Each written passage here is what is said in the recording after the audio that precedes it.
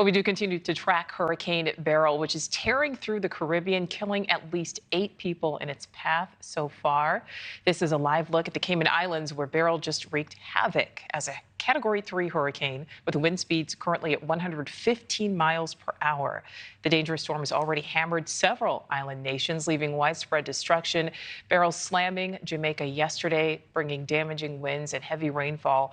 A new video shows the extent of the damage on Grenada after pummeling the island on Monday. Officials there, though, are promising to rebuild better and stronger. Now, as Beryl treks toward Mexico's Yucatan Peninsula, forecasters are tracking a storm path that could impact South Texas early next week.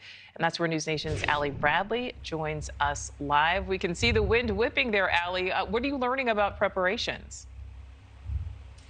Yeah, Texas, all eyes on this storm here, Nichole. Of course, the big question right now is, will it in fact hit the Lone Star State, and at what strength will it make landfall if it is going to do so? Now, this deadly storm, as you mentioned, already wreaking havoc in the Caribbean, wreaking havoc, causing destruction through Grenada, as you mentioned, and Jamaica as well.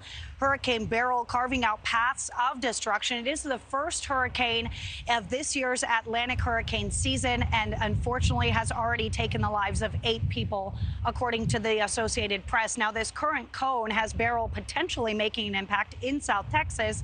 Of course, that can always change. According to the National Hurricane Center, while the strong Category 3 hurricane is forecast to weaken as it continues on its path, potentially reaching the Texas Gulf Coast as a hurricane this weekend. Cameron County is the southernmost county in Texas.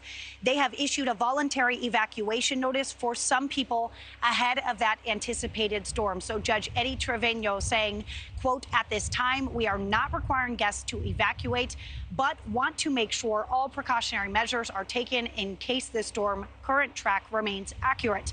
Texas Governor Greg Abbott, of course, has directed the Texas Department of Emergency Management to issue advisory notices to emergency management agencies to make sure that the state is prepared and equipped for response and recovery efforts. Now, some of those agencies include the Land Office, Nichole, different agencies like that that would be involved in the response to make sure that they are, in fact, prepared. Now, I did talk to TDEM myself.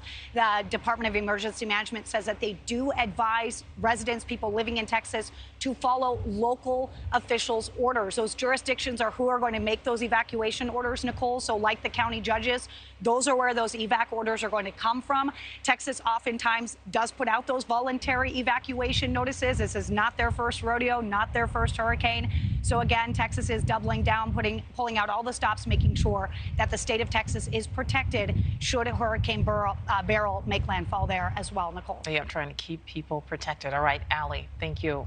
Thank you for watching. Go to newsnationnow.com to find NewsNation on your television provider. And don't forget to click the red subscribe button below to get more of NewsNation's fact-driven, unbiased coverage.